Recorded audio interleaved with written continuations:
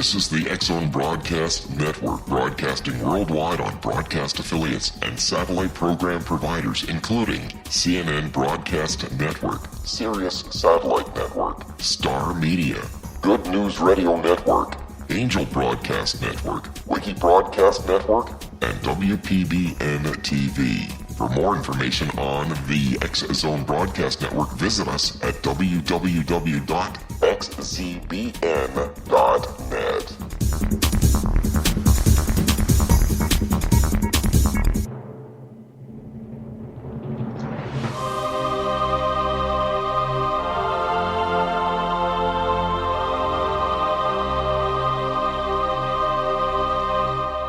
The Science of Magic with Gwilda Wiyaka is largely an opinion talk show. All opinions, comments, or statements of fact expressed by Gwilda Wiyaka's guests are strictly their own and are not to be construed as those of the Science of Magic or endorsed in any manner by Gwilda Wiyaka, Relmar McConnell Media Company, its affiliated networks, stations, or employees.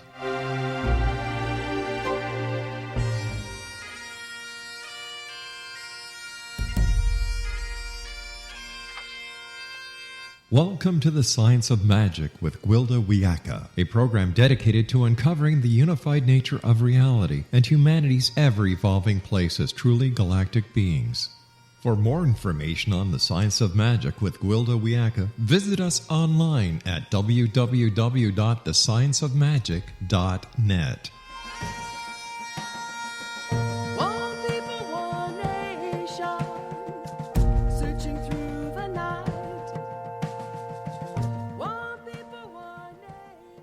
Hi there. This is The Science of Magic, a program combining the science and magic of today's leading topics to co-create new solutions and promote evolutionary thinking. I'm your host, Gwilda Wiyaka. This hour we'll be exploring creative dreaming. We spend over a third of our lives doing what we know next to nothing about, sleeping and dreaming. On The Science of Magic, we've been examining dreams from many perspectives, considering interpretation and processing, lucidity, astral projection, and precognition. Dreams are indeed a fascinating subject.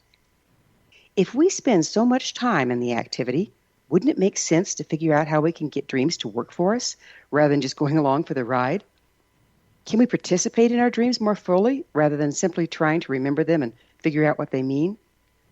Wouldn't it be amazing if we could engage the one-third of our lives and transform it from a minor curiosity into powerful creativity? Our guest this hour has some very exciting insights on the topic. With us is Andrew Holecek, the author of Dream Yoga, Illuminating Your Life Through Lucid Dreaming, and The Tibetan Yogas of Sleep. He's a spiritual teacher who offers talks, online courses, and workshops in the United States and abroad. As a longtime student of Buddhism, Andrew frequently presents his tradition from contemporary perspective, blending the ancient wisdom of the East with the modern knowledge from the West. Drawing on years of intensive study and practice, he teaches about opportunities that exist in obstacles, helping people with hardship and pain, death and dying. Known as an expert on lucid dreaming and the Tibetan yogas of sleep and dream, he's an experienced guide for students drawn to those powerful nocturnal practices. His website, andrewholecek.com. Andrew, thanks for joining us on The Science of Magic. It's great to be here. Thanks for having me. You bet. How'd you get interested in dreams in the first place? Oh gosh, well, I've had a very rich dream-like for life as far back as my memory goes, but I had a particularly powerful experience, one of these really almost archetypal before and after experiences in my early 20s, where I entered somewhat spontaneously this altered state of consciousness, you could say, that included a tremendous increase in the frequency of my lucid dreams. And lucid dreams, of course, are when you wake up to the fact that you're dreaming while still remaining in the dream. So over a period of about 2 weeks, I literally had lucid dreams virtually every single night. And then what became really interesting was as my dream life became more and more real, my so-called waking reality became more dreamlike.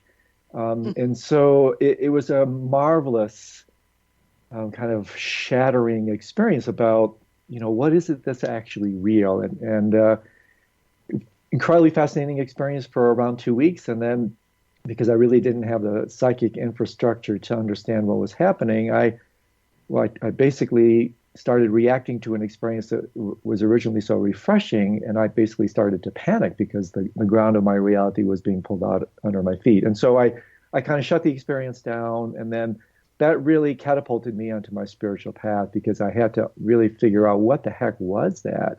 And I spent really about 5 to 10 years systematically studying the world's great religious, philosophical, and contemplative traditions, and then stumbled really by process of elimination across the teachings of the Buddhist tradition, and was immediately taken by the fact that Buddha means the awakened one, and that immediately drew me to that path. And ever since then, dreams have been a monumental aspect of my own psychospiritual development. It's amazing, isn't it? Once you've had an experience like that, even if you shut it down, you're never the same, and you can't let it go. Isn't it true? And really what I often say with these, Gwilda, is that, and this is why I encourage people to explore sleep and dream in this spiritual way, is that it's somewhat like having a near-death experience where you're touching something so foundational that one experience alone can transform you. So, I mean, if you've had an NDE, near-death experience, you don't have to have them all the time. Thank goodness. Yeah, exactly. We're going to need to take a short break. Okay. Andrew and I will return shortly, so don't go away. You're listening to The Science of Magic. Our current episodes are aired daily on the X Zone Broadcast Network, xzbn.net. In service to our listeners, prior innovative episodes can always be accessed free of charge on our website, thescienceofmagic.net. The Science of Magic is produced by Relmo McConnell Media Company, Hamilton, Ontario, Canada.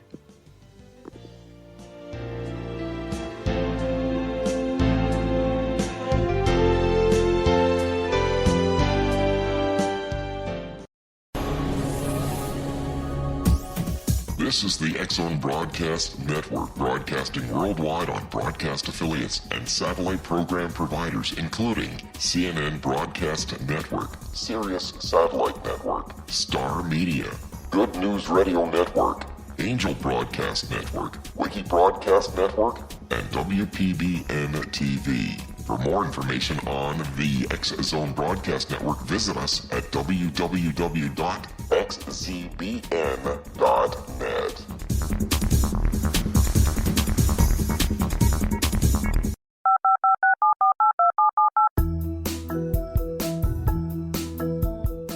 Did you know that when you're on the road with limited data or Wi-Fi, you can still listen to the X Zone Radio Show with Rob McConnell, The Science of Magic with Gwilda Wiyaka, X-1, Dimension X, Space Patrol, and every minute of the X Zone Broadcast Network by calling 213-401-0080, courtesy of Audio Now.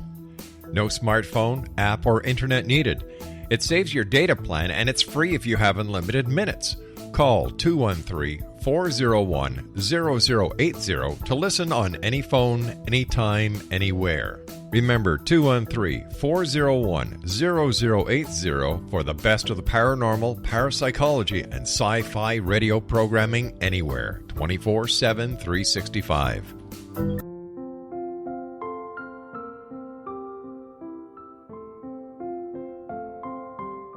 I am Dr. Carl O'Helvey, founder, president of a new cancer foundation focusing on evidence-based physical, mental, and spiritual interventions, including natural cancer cures, prayer, meditation, affirmations, nutrition, and other related holistic cancer prevention and cure modalities. These are used in cancer education, research, and financing care. I ask for your help to continue this important work by donating at www.holisticcancerfoundation.com.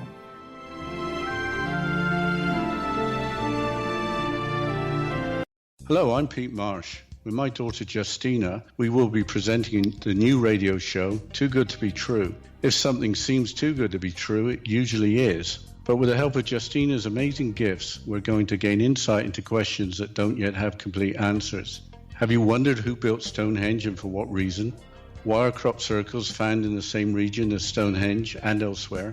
Are crop circles a hoax, or are they created with technologies that we have little knowledge of? Who built the pyramids in Egypt and also in other countries? How and why were they built? Was the Titanic switched with the Britannic as part of a gigantic insurance fraud, or for more insidious reasons? What caused the Tunguska event when trees were flattened over an 800 square mile area in Siberia? Will the new insights be too good to be true? Well, that will depend on what you are prepared to believe. Please join us as we start on this journey together. For more information on Too Good to Be True, visit www.xzbn.net. Little children aren't the only ones afraid of the dark. Millions of soldiers return from war zones with PTSD, anger, frustration, fear, and loneliness, much of which surfaces during the darkness of the night. You have the chance to change the lives of these American heroes. Songs and Stories for Soldiers.us provides free MP3 players for these men and women. With a list of 3 million songs in 16 different styles, 100,000 audiobooks, and 30,000 old-time radio programs, every veteran can find something to soothe and comfort them at no cost. All our players contain an 8-hour audio program designed to help veterans fall asleep. With 1,500 plus vets now participating, it's our goal to deliver 10,000 audio players this year. Go to our website at songsandstoriesforsoldiers.us. Help us help a veteran make it through the night.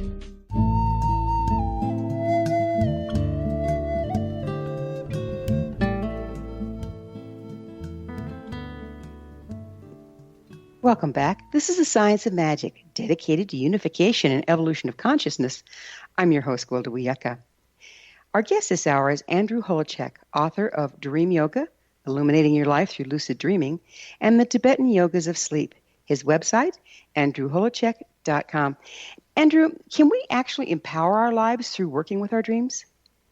Oh, I think so very much, truly, because one of the things, as I've come to understand, that occurs when we engage in these nocturnal practices is that we are indeed tapping into vast natural resources, the deeper strata of our own being. And I often use the analogy of how it is that when you are working with infrastructure, even in a literal sense, for instance, like the tectonic plates of reality, a minor shift in these deeper dimensions can have vast surface implications and repercussions. So really, when you're working with these experiences, you're working with deeper strata of your own mind, the tectonic plates of your own life. And every psychologist, really since Freud, will tell you, backstage always runs on stage. The unconscious mind really dictates up to 95% of so-called conscious experience. And so what makes lucid dreaming in particular so compelling is that it's a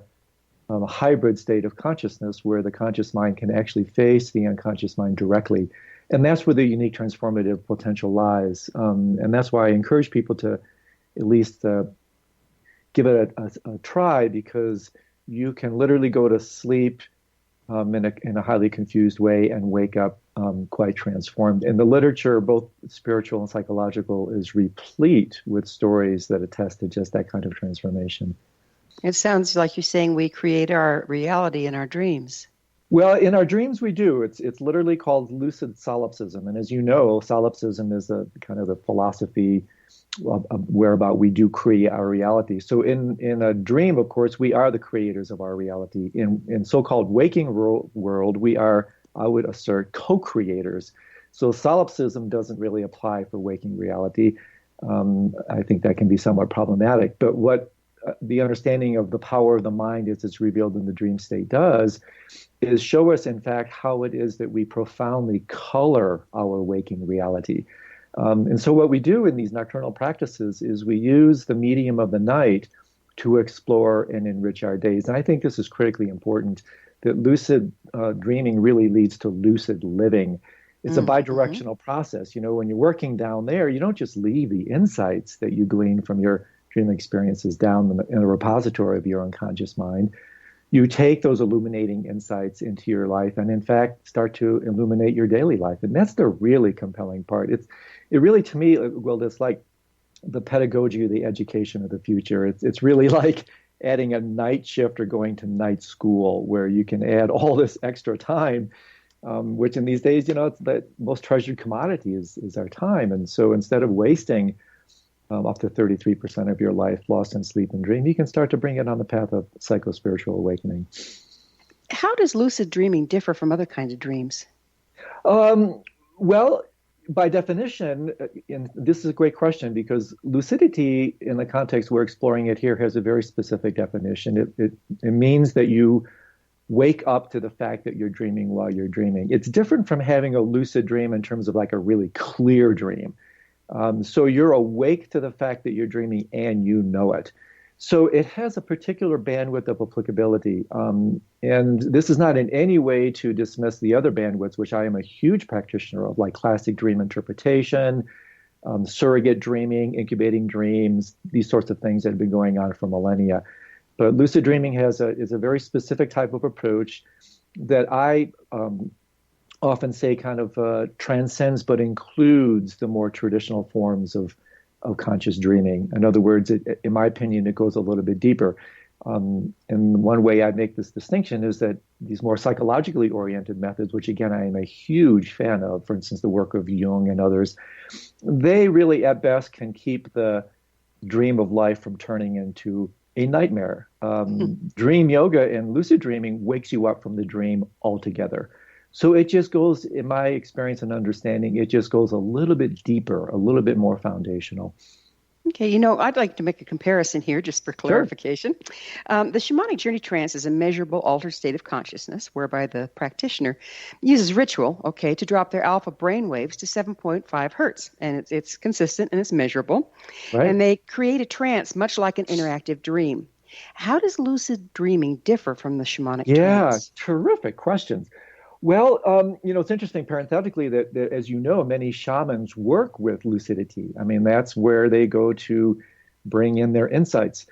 So it's hard to say for sure, because these different types of shamanic trances, can we say with authority that they're equivocal in all traditions? I think that's somewhat difficult. But the bottom line, as you point out, is that you are, in both instances, you are tapping into deeper dimensions. And there are neurological correlates, as you alluded to, and these can be measured by things like EEG. And as you know, when we go to sleep, just to make this analogy a little bit more concrete, so to speak, when we go to sleep, we're really downshifting the mind from high frequency daytime 16 to 30 hertz experiences. We literally downshift into a pre-sleep state. We drop into the 7 or 8 hertz range that you're talking about. That's when we start to enter deeper dimensions, and then we can even take it all the way down into delta, which is 0 to 4 cycles per second or hertz.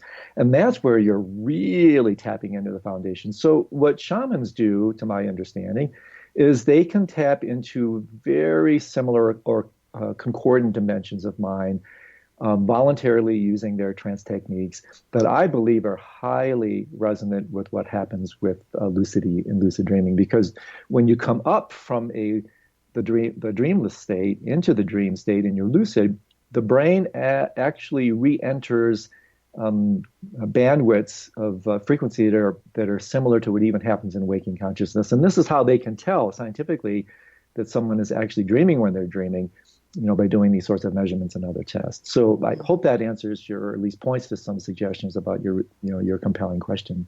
Yeah. Well, when working in the shamanic trance, the practitioner can actually affect ordinary reality by, as near as I can tell, manipulating quantum level frequencies. Can we also affect change in ordinary reality through our lucid dreaming? Yeah, that's graduate school lucid dreaming, my dear. Yeah, in fact, yes, indeed. It's a little bit more esoteric, but in the classic traditions, in the Eastern traditions, they talk about, as you know, the term is siddhi, S-I-D-D-H-I, which refers to psychic power.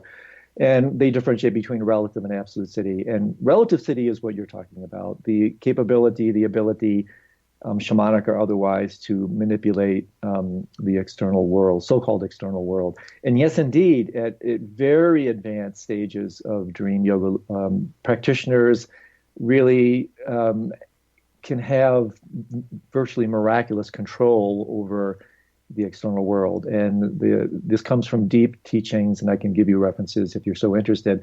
And the basic idea is that if you can control your inner scape, your inner mindscape to such an extent, because of the non-dual fundamental nature of reality, when the mind has that kind of inward control, inward even elemental control, it can in fact start to control the external world. And so this is a really rich arena that is a little bit more prescription strength, so to speak. It's a little bit more esoteric than exoteric, but it certainly has a place within this practice tradition. So when you're lucid dreaming, can it become interactive that you can start to direct it? Well, that's actually the point. You want to start to take control over processes that previously controlled you. So this is really important because, of course, when we're trapped in a normal non-lucid dream, which is really most of our dreams, we fundamentally don't have any control, right? We're just being buffeted around by the contents of our own mind. And so with the onset of lucidity, it's a sudden game changer because on the spot, the tables are suddenly turned. Instead of being subject to the dictates of your unconscious mind as it's unleashed in the medium of the dream, you now have control. And, the degree of that control is a somewhat contested issue.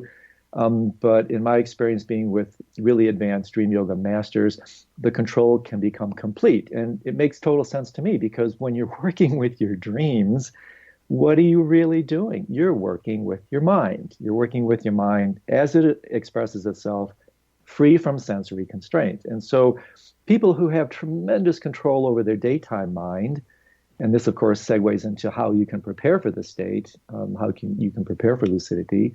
You do it by working with your daytime mind. And so if you gain great stability with your daytime mind, you start to control it. That mind is similarly released, free from sensory constraint in the dream state, and you can gain incredible control over your mind. And this is, in fact, what dictates the progression of stages and practices in classic dream yoga, where you start with relatively easy practices and you progress to extremely subtle, highly refined practices that eventually really are all about complete control over one's mind. So yeah, that's a great question. Some people are naturally lucid dream. What about the rest of us? Yeah. Can we learn?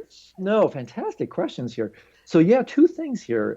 One very important point that you just touched on, and this isn't that well known in the West, and that is that there are two ways, and I'll get to both of your aspects of your question. There are two ways to approach lucidity. The more conventional way, and this is what I will talk about because it's the more accessible way, is you work with the practices that we can talk about, induction techniques, diurnal practices, daily practices, and the like. And then as a natural consequence of that kind of training, you start to have more lucid dreams. But a more absolute or unconventional approach, which is really important to understand, and you suggested this very briefly, is that, believe it or not, lucid dreaming is actually the natural type of dream. We have been trained into non-lucidity. And so with the first approach, the relative approach, that's the path of effort, and that's what most of us do. The more absolute or unconventional approach is the path of relaxation, where truly the only thing you have to do to have these lucid dreams is relax into the already awakened or lucid nature of your mind.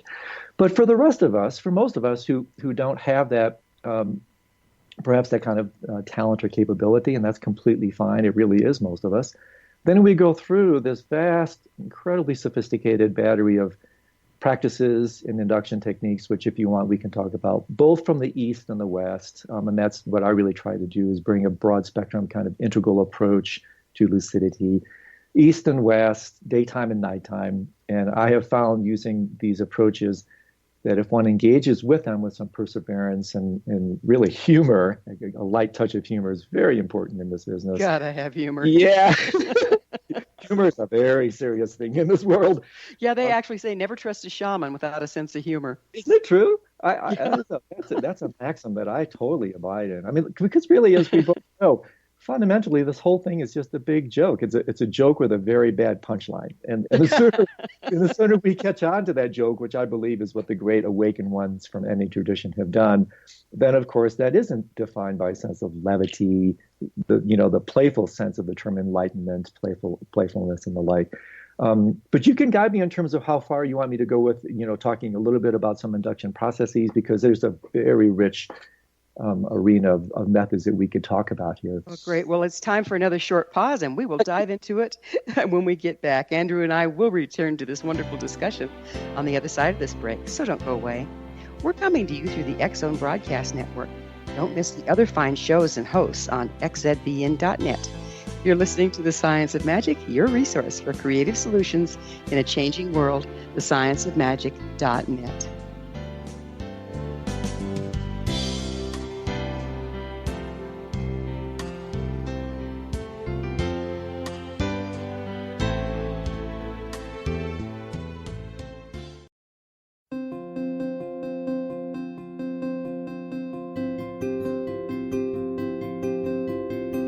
Dreams are our personal gateways into infinite wisdom. Don't miss shamanic counselor and indigenously trained dream decoder Sandra Corcoran's inspiring book, Shamanic Awakening Between the Dark and the Daylight.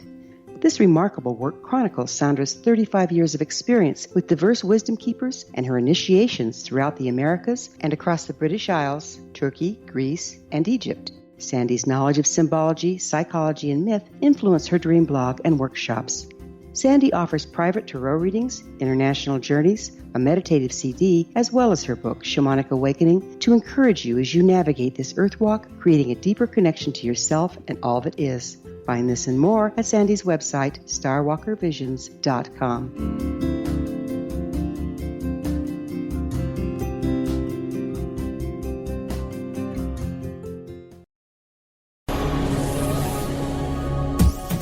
This is the X-Zone Broadcast Network, broadcasting worldwide on broadcast affiliates and satellite program providers, including CNN Broadcast Network, Sirius Satellite Network, Star Media, Good News Radio Network, Angel Broadcast Network, Wiki Broadcast Network, and WPBN TV. For more information on the X-Zone Broadcast Network, visit us at www.xzbn.net.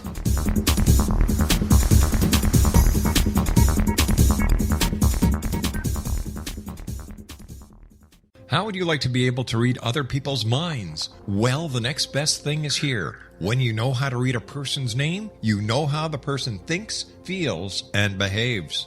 Each letter in our name holds a key to unlock our true essence. Our name contains both our gifts and challenges in this lifetime. Mnemology science discovers personality secrets hidden in the placement of the letters of our names, including the first and last impression people remember about us. Sharon shows us how to interpret the arrangement of letters as outlined in her book, Know the Name, Know the Person. Sharon Lynn Wyeth created mnemology science after 18 years of research and testing her theories, and has supported thousands of people around the world in understanding themselves and others better. You'll enjoy Sharon's unique teachings as she shares her system to learn the gifts behind your given birth name. Even if you don't like your birth name, there are jewels in this book. If you're thinking of changing your name, ready to name your child, or wanting to get along better with others, this is the book for you. If you'd like to improve your relationships and change your life for the better, get the book today, Know the Name, Know the Person, or visit www.knowthename.com. That's www.knowthename.com.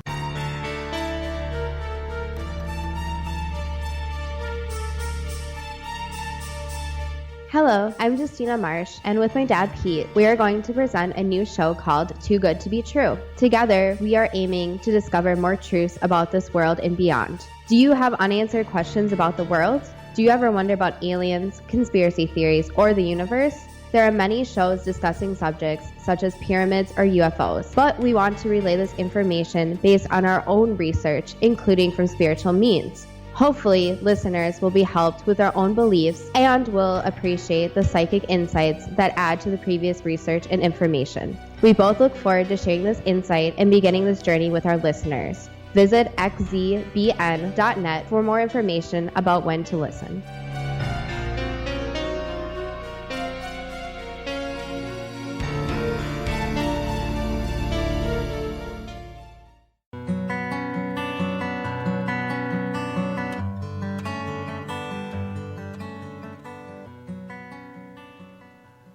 Welcome back. This is the Science of Magic, a place where magic and science come together to promote enlightenment. I'm your host, Gwilda Wiyaka. Our guest this hour is Andrew Holecek, the author of Dream Yoga, Illuminating Your Life Through Lucid Dreaming, and the Tibetan Yogas of Sleep. His website, andrewholecek.com. Andrew, there was something you said that kind of got my mind going. That's always a dangerous thing. But you were talking about how lucid dreaming is our more natural state and that we need to relax back into it. However, how much does our damage, our denial, and our lack of processing block us from doing that? Oh my goodness, it's monumental. It really is. And really when I approach, in fact, it's a book I'm working on now because the topic is so vast.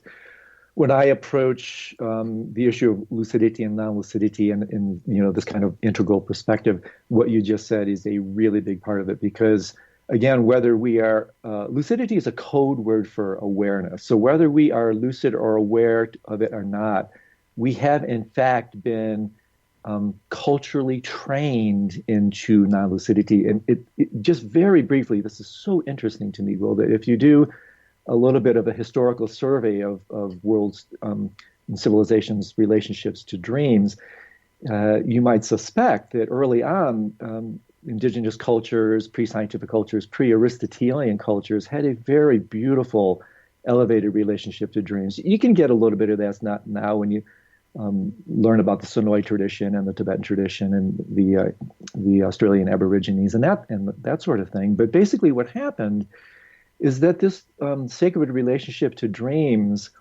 was eventually squelched. It was starting with Aristotle, and then unfortunately with the Dark Ages and some very influential church fathers who basically started to demonize the dream, saying that you should completely disregard your dreams. They're the work of the devil, run the other way. Mm-hmm. And so we were essentially evicted out of the temple of sleep. And I use that analogy because, as you know, in the Greek healing temples of Asclepius and the Mesopotamians, Egyptian, Chinese, and other great wisdom traditions, they literally had temples devoted to sleep. And so what I talk about is when we now try to go against this vast tide of non-lucidity, we in fact have to engage in personal temple reconstruction projects where we have to really do the work to kind of purify all these obscurations that have come about culturally, socially, historically, and then of course individually or what's called phenomenologically. And so what I have come to understand that is if in Sun Tzu, a classic text that you know is The Art of War, there's a wonderful teaching there where he says, know your enemy, know thy enemy. Know, in this case, why we are so non-lucid. If in fact lucidity is the natural state, just like your question begs, how did we become so non-lucid? And so if we understand the enemy, then we can shake hands with that enemy and transform it into a friend. And then all these forces that were previously conspiring to keep us in a non-lucid state can now be alchemically transformed into conspiring to wake us up. And That's true. Yeah, it's a matter of embracing, isn't it, rather than avoiding. Absolutely, and then understanding this process, and so by understanding it, then that's a kind of game changer because you can really start to pave your way towards lucidity by, approaching it in this more integrated perspective. I love it. So, what's the difference between lucid dreaming and dream yoga? Yeah, well, lucid dreaming, for the purposes again of distinguishing it from dream yoga. Lucid dreaming has an incredible bandwidth of what I refer to as psychological applicability. You can use it for literally physical improvement of performance, mental rehearsal, psychological healing, working with grief. And I kind of paraphrase this entire aspect of lucid dreaming as the process of self-fulfillment, which is beautiful. It's incredibly important. Dream yoga picks up where lucid dreaming leaves off. So instead of self-fulfillment, it's more about self-transcendence. Instead of psychology, it's more about spirituality. And you could, of course, argue that the higher bandwidths of lucid dreaming do indeed become spiritual. No doubt about it. But dream yoga is not interested in transforming the content of the dream so much. It's more about using the dream state for purposes of spiritual development, for self-transcendence. and fundamental spiritual awakening. And in the Tibetan Buddhist tradition, which I am a student of, it is considered a complete path to spiritual awakening. So for people who have an inclination, a talent, a predisposition for nocturnal practice, this can in fact become your entire practice career. And yet, I'm sorry. That's okay. So if you wouldn't mind backing up just a Sure. little bit, what is the self that we're transcending? I think a lot of times that's misunderstood. Oh my gosh, that's a can of worms. Well, first of all, as you know, and again, this is a huge topic. The self is an illusion. It has a provisional validity, of course, in the traditions as I've come to understand them. We don't negate the relative validity of the sense of self. We have a body, we operate in the world. If you don't have a working sense of self, that's not enlightenment, that's psychosis.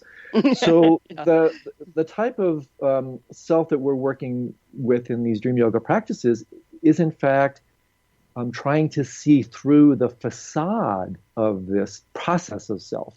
And again, this is a monumental topic, but technically speaking, we have this solid sense, the word is reification. We have this reified I that we feel, gosh darn it, I exist. Well, that's a non-lucid way of looking at things. And I would actually argue that's one reason we suffer, is because we do feel we have this immutable sense of self. And so what especially the Buddhist tradition, as you know, and the Hindu tradition and others goes after is, well, let's wake up to this. Let's take a really close look at this thing we project to be a self, and see if in fact that is the case. And so the way this dovetails into dream yoga is that you can come to explore the very ground of what gives birth to the illusion of self. And if there are Buddhists in the audience, this is what's referred to as the substrate consciousness in Buddhist maps of mind. And so when you're in the lucid and the dream state, you can actually work with the foundations of this relative sense of self. And then, of course, the process is to go even deeper, to go below that, and in a certain sense, look up as if you're diving deeper into this surface of the ocean of your own being. You look up and you still see the facade, you still see the play of what we impute to be the relative self, but you are no longer caught in that surface chop, so to speak. You have a deeper perspective that has transcended the illusion of the self. And the reason that's so incredibly helpful is that, again, using this idea of what Hegel referred to, the great philosopher, as transcend but include, you can still come up from this more enlightened perspective, and I would argue this is what the great awakened masters do. You can still embody and operate and function from a conventional relative egoic point of view as a way to communicate with others. That's what I would argue is the definition of skillful means. But you no longer are caught into it. You're in the world, but not of it. So you're letting go of false identity and dancing with unity, but able to bridge into the human experience. Absolutely. That's beautifully said. That's exactly right. So it's like I talk about it playfully as, we are all victims of this wild primordial identity theft. Our identity has been stolen by these surface machinations of mind. We think forms are us. We think appearances are real. And so exactly as you said, Gwilda, with this deeper kind of solving the crime of this primordial identity theft, discovering who you truly are at your awakened nature. And this, of course, is what in Buddhism is referred to as your Buddha nature. The fundamental core of your being is already awake. And of course, if that's true, that dovetails back into why you would then have from that stance all your dreams would be lucid. But the really important point is exactly what you said. You never lose that stance of awakening. You come back into the world with that stance, you bring it with you. That light never turns off. And then you shine that light around the rest of the world with your compassion. So wisdom is realizing, you could say, the teachings of no self. That's what wisdom is. But by discovering that you're nothing or no thing, the simultaneous, beautiful, elegant conclusion is by becoming nothing, you really become everything. Exactly. So that wisdom then becomes the basis for compassion. So you don't just keep this treasure trove of insight for yourself. You come back into the world and you realize that the suffering of others is your suffering, quote unquote, and you want to get rid of it. So the wisdom then becomes immediately expressed as spontaneous compassion. Beautiful. So is dream yoga actually from the yoga tradition? Yeah, well, yes, indeed. I mean, there are different traditions to speak of yoga, as you know. I just align myself more with the Tibetans because they seem to have the most elaborate explanation of it. But you will find intimations of it in the Taoist tradition. Hinduism talks about yoga nidra and others. And we're talking about yoga here in two senses. People often say, well, dream yoga, what is it? So yoga, as you know, etymologically means to yoke. So at its deepest level, what you're doing with dream yoga is you're yoking or uniting, as we just suggested, to the deepest dimensions of your being. On the more colloquial expression, yoga is really like stretching or reaching. So in this kind of more relative definition, you're reaching conscious awareness, stretching conscious awareness into previously unconscious domains. And so it does, in fact, come from the yogic traditions. Again, it depends on how you define that term. But it has been around for thousands of years, cultivated in different ways, even by shamanic traditions. They use different terms for it. But again, lucidity is a natural kind of, you could say, birthright of any mind, of any awareness. And so anybody has access and availability to relating and working with their mind in this capacity. It's just that some of the Eastern traditions, for some reason, have a little bit more articulate and, I would argue, more sophisticated way of working with it. In the West, we're catching up. I mean, lucid dreaming, when it was scientifically proven here, it was a monumental turning point. And truly, in my experience, both in my own practice and in teaching it, I've actually found that the induction techniques from the West are more effective for Westerners than the induction techniques from the East. Exactly. So, you really have to approach a culture from its base, don't you, when you're doing this stuff? Totally. Yeah, I take advantage of it. And the work of these marvelous psychologists and scientists and cognitive scientists, ever since lucid dreaming was scientifically proven, it has gained tremendous traction in the West. And so lots of studies are coming out now showing increased induction methods. And so this beautiful union of East and West, night and day, inner and outer, is the approach I bring to trying to articulate this elegant tradition. So have a little less than a minute left here. What is a scientific proof? How is it scientifically proven? Yeah, well, in 1975 in England, 1977 Stanford by Stephen LaBerge, very, very clever ways of proving it. When you fall asleep, your entire body is paralyzed. It's called sleep paralysis or sleep atonia. Your muscles are frozen when you dream so that you don't act out your dream and hurt people. Very interesting. Your eye muscles are not frozen. So REM is indicative of the dream state. Literally means rapid eye movement. And so while these scientists... Well, I'm afraid we're going to have to pick up with this very fascinating subject on the other side of this commercial break. Andrew and I will be back shortly, so don't leave us now. This is The Science of Magic, your resource to altruistic professionals of science and the esoteric, working to create common ground for the betterment of our world. Join our email family to receive your amazing topic-driven episode collections at thescienceofmagic.net.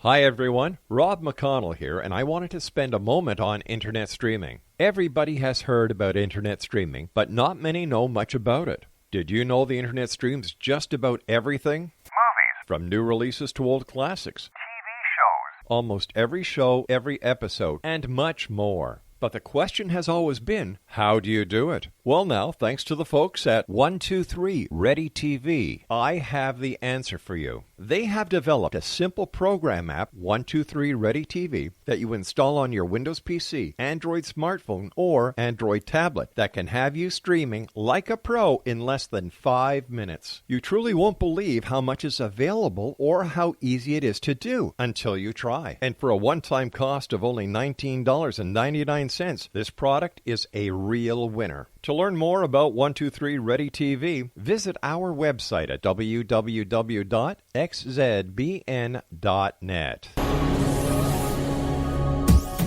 This is the X-Zone Broadcast Network, broadcasting worldwide on broadcast affiliates and satellite program providers, including CNN Broadcast Network, Sirius Satellite Network, Star Media, Good News Radio Network, Angel Broadcast Network, Wiki Broadcast Network, and WPBN TV. For more information on the X-Zone Broadcast Network, visit us at www.xzbn.net.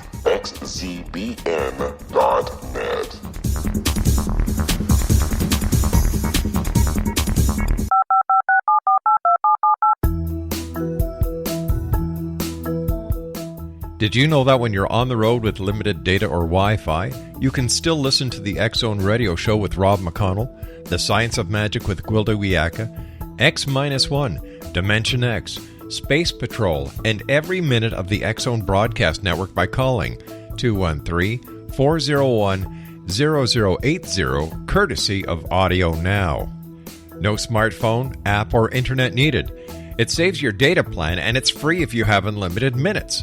Call 213-401-0080 to listen on any phone, anytime, anywhere. Remember 213-401-0080 for the best of the paranormal, parapsychology, and sci-fi radio programming anywhere, 24/7, 365.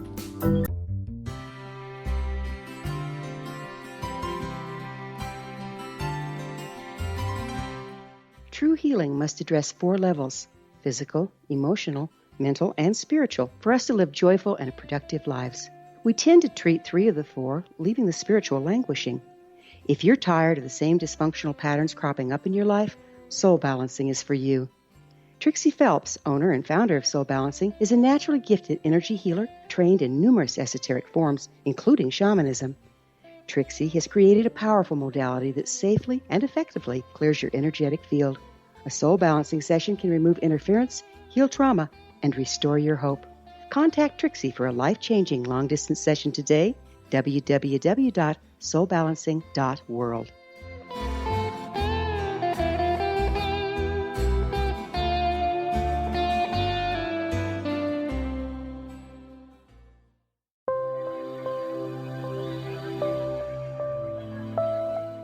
There's a legend shared by many indigenous cultures of a time when the nations were cast to the 4 corners of the world. Each nation was given a body of sacred knowledge that held a different portion of the truth to preserve. True reality could not be known until all the nations reunited, combining the information. If a single one was missing, the world could not be reborn and darkness would prevail. The Science of Magic Radio is dedicated to reuniting the sacred knowledge. With the understanding, none of us has all the answers, but together we can open new perceptions and possibilities.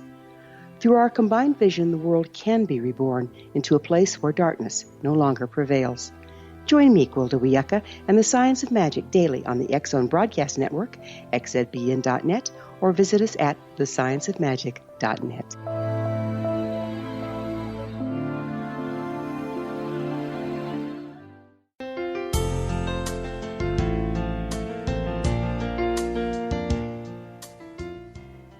Welcome back. This is the Science of Magic, bringing together gifted people of service to the world. I'm your host, Gwilda Wiyaka. What's up in your world? Email me at info@thescienceofmagic.net and suggest a topic that's on your mind. You're probably not the only one interested. Our guest this hour is Andrew Holecek, the author of Dream Yoga, Illuminating Your Life Through Lucid Dreaming, and the Tibetan Yogas of Sleep. His website, andrewholecek.com. Andrew, this being the science of magic, Sure. Let's go into the scientific proof of the magical state of dreaming. Yeah, sure. So, so as we were stating, when you fall asleep, you go through a series of very articulate stages that the scientific community has established for many, many decades now. And the way this lucid dreaming was proven was when you fall asleep, you enter a state, actually when you're dreaming, it's called REM sleep, the acronym of which is rapid eye movement. And this is how they can tell when a person is dreaming. Literally the eyes dart back and forth, and they can use ocular measuring devices to actually detect that movement very specifically. And so that in conjunction with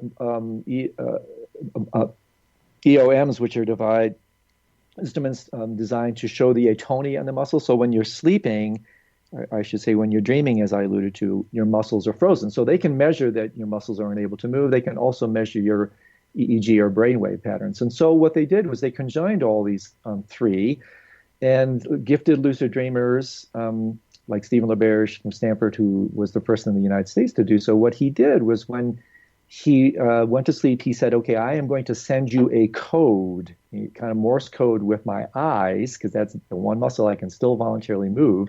What you do with your dream eyes, you do with your waking eyes. And so when he was in the lucid dream state, he was able to Morse code a signal through the movement of his dream eyes, which moved his physical eyes. The scientists were able to recognize that. They were able to associate that with the EEG and the muscular atonia. And through that, it was scientifically proven. And again, this has been done over and over and over. And it was a paradigm shift for the psychological community because before that, it was an oxymoron. How can you be dreaming and awake at the same time? Exactly. And LaBerge proved it. And so now really just parenthetically, I have to say the next big quest is trying to prove what's called lucid sleep, which is how you can maintain full awareness in the deep dreamless state. But that's perhaps for a different session. Yeah, we'll have to do that one. That has my interest up. So once learned, the shamanic trance can be engaged and directed at will rather than having to go to sleep. Are there advantages of lucid dreaming over the shamanic trance work? Well, again, they both have their place. So that's what I always argue, and this is why I like integral study so much, is that these skillful means both have their places. So there is a kind of analog, you could say, with what's called waking-induced lucid dreaming. So, for instance, if someone becomes really proficient with lucidity, they can drop from a waking state of consciousness into the dreaming state within seconds. And the acronym of waking-induced lucid dreaming is compelling. It literally is wild. So within a matter of seconds, not unlike what a shaman can do, they can dip into the state of lucidity almost at will. And then from that, they can tap into transpersonal dimensions. And, in the Tibetan Buddhist tradition, of course, there are many kind of shamanistic expressions of this capability where the literature talks about great beings being able to tap in almost at will. So that I would argue is kind of a Tibetan analog to what I understand as the trance inductions of the shamanic tradition. But again, to me, it's like they both have their bandwidth of applicability. And it's a way to work with different states, depending on different talents, cultural predispositions and the like. So something like that. It sounds like two different vehicles going to the same destination. Yes, I think you could say that. Yeah, exactly. It's just whether it's done in a kind of more traditional shamanistic way or whether it's done this way, I believe you can access these different dimensions of mind indeed from these different approaches. That's certainly my experience. Well, much of shamanic trance work comes through in allegorical forms. Is it the same with lucid dreaming, or is it more literal? Well, again, say it's a little bit more about what you mean by that.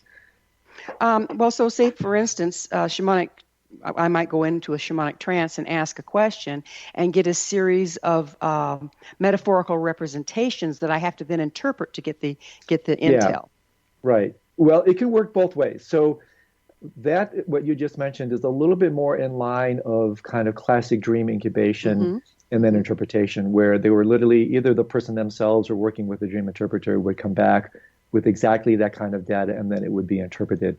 So when you're engaged in, again, the lucid dreaming state, you have access to that if you want it. You can sit back.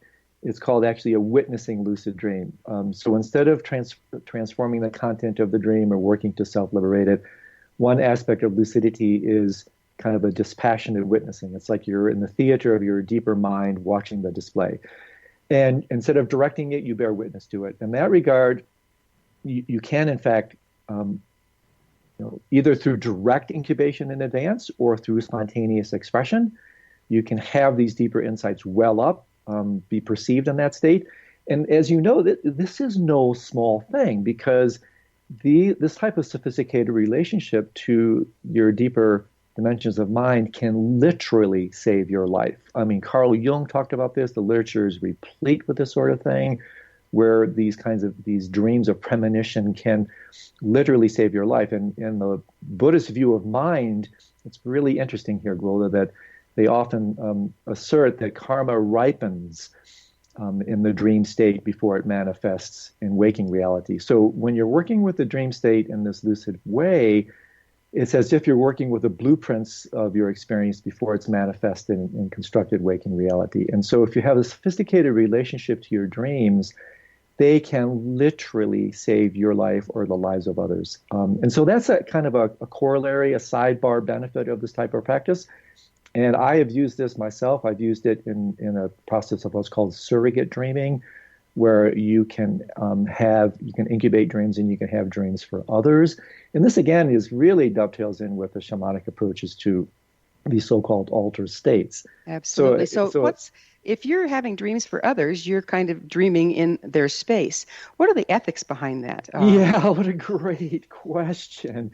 Well, the ethics, in order to really do this at the deepest levels, from my experience, it has to be, or it is most efficaciously fueled by a tremendous sense of compassionate intent. And so the ethics here should be driven by this sense of benefit.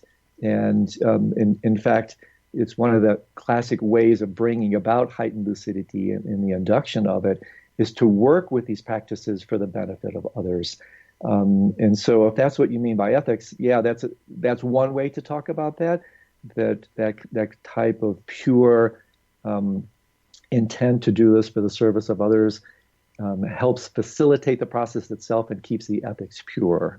So and how about permission? Where do you stand on getting permission before you dream into somebody else's dream? Well, again, I'm hearing two things here. Literally entering the dream space of another, that's a slightly different kind of issue. And it's also, as you know, it's a bit, it's a point of debate whether one can actually do that. There are some traditions, of course, that say unequivocally, that these deeper dimensions, there's some researchers say the farther down the rabbit hole you go, the more collective the experience becomes. Yeah, exactly. Mm-hmm. So I do believe, in my experience, that you can, in fact, have this kind of deep communion with others. And, whether you need to ask for permission in advance from the other to do that, that's an open question to me. I think if your intent is pure, then that could supersede that because you're doing it for the benefit of others. But I personally don't do it that much. This is not a part of my classic dream yoga practice, so I can't speak with a great deal of personal authority about these sorts of things. It occurs to me that it can be, we have a couple minutes left here, it can be somewhat spontaneous too, contacting others in a dream. Oh, yes, indeed. Yes. In fact, usually when I have these surrogate dreams, in my own experience, they have happened serendipitously. There may be one or two occasions where I've incubated them with intent, but very often they arise because you have this deeper connection with another person. And again, if your intent is pure and you have a talent for this, it can happen spontaneously, definitely. Mm. And don't you think that there's some people that just really are wired to work together, and we work together in our sleep as well as our waking? I think so. I do think so, yes. Yeah, that's resonant with my experience and with what I've also read in the literature, for sure. We got a minute left. So okay. What are the pitfalls in lucid dreaming? Can it be dangerous? Are there any contraindications? Oh, not really in my experience. I've never had any untoward consequences. If you understand that the nature of your mind is fundamentally good, it's fundamentally pure and divine, there's nothing whatsoever to fear. There is an intermediate bandwidth that we have more time we could talk about where, that's a repository for all kinds of unconscious residue. That can be somewhat disconcerting when you experience it. But this is why it's important to have a good map of the mind, realize the divine basic goodness of your own mind, and realize that when you go down there, you have nothing actually to fear, but you truly have everything to look forward to. Andrew, this has been absolutely wonderful. Where can people get a hold of you? Oh, you're so kind. Well, my website, as you so generously have stated, Andrew Holecek, Holecek. I post all my publications and teaching programs and podcasts like this on that. Great. We're going to have to go. Time flies. Okay. Andrew, thank you again. It's been such a delight. Our guest this hour has been spiritual teacher Andrew Holecek. He's the author of Dream Yoga, Illuminating Your Life Through Lucid Dreaming, and the Tibetan Yogas of Sleep. His website, andrewholecek.com. This has been The Science of Magic. Until next time, dear ones, may you be blessed with knowledge and comforted with love as you empower your dreams.